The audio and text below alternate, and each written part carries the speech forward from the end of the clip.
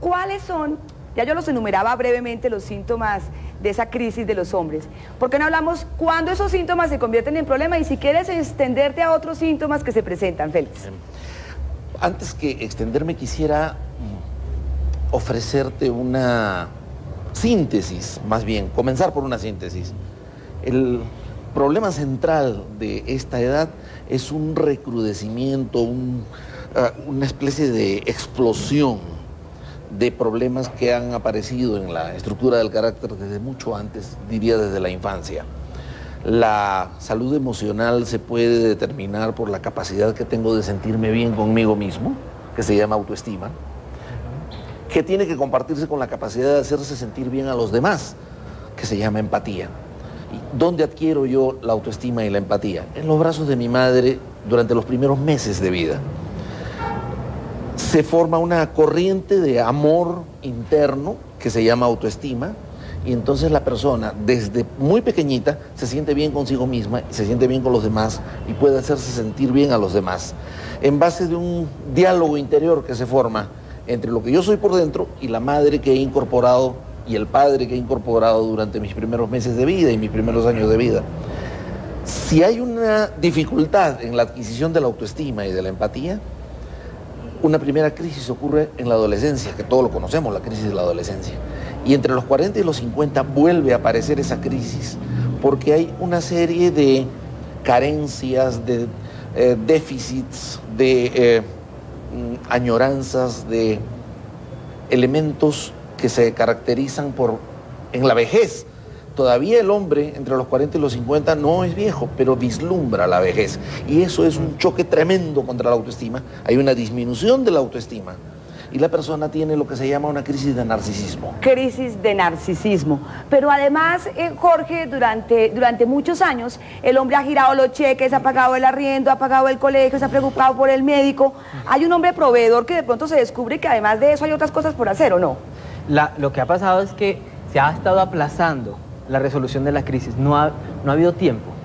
Nosotros tenemos una de las cosas que son prioridades, y la prioridad es primero lo básico, cómo de alguna manera implementar lo básico, que es comida, que es familia, la escuela de los hijos, y como hombres en esta sociedad patriarcal no nos pertenece un espacio para resolver nuestra crisis.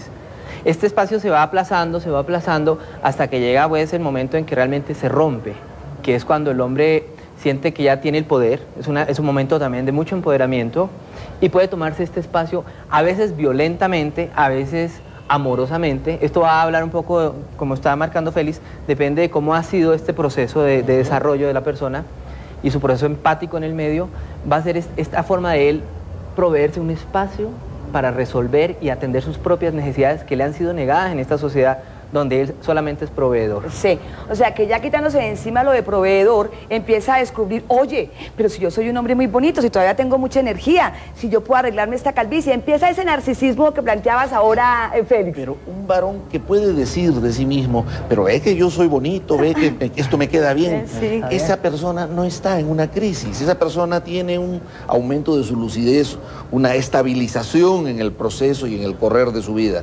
La crisis viene cuando la persona no tiene una autoestima bien desarrollada. Sí. La falta de autoestima es una herida, es una lesión en el ego y duele.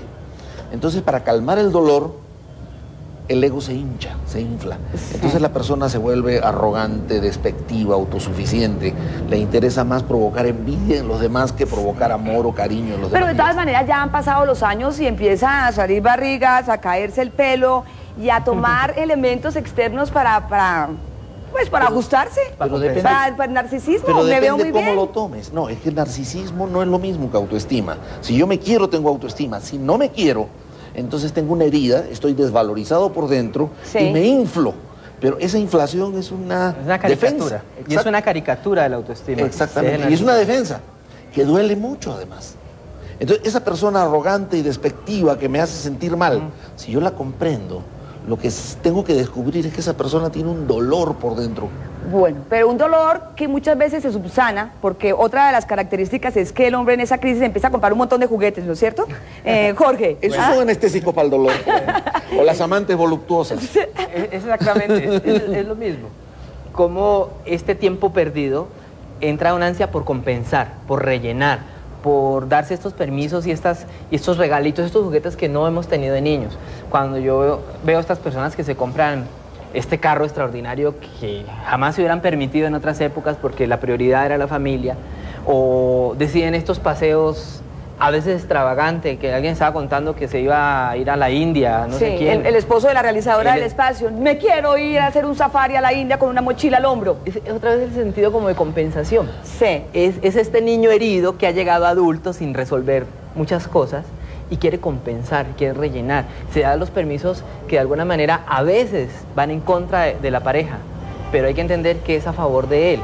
Y en esto del narcisismo, inconscientemente sí se está dando, pero cuando se exagera es cuando se cae ya en la extravagancia, ¿no? Cuando no se está viendo y se está perdiendo el foco. El problema es que la persona que tiene esta clase de dificultades va en busca del placer, del goce, de la libertad, de hacer lo que no pudo hacer en la infancia y termina dañándose.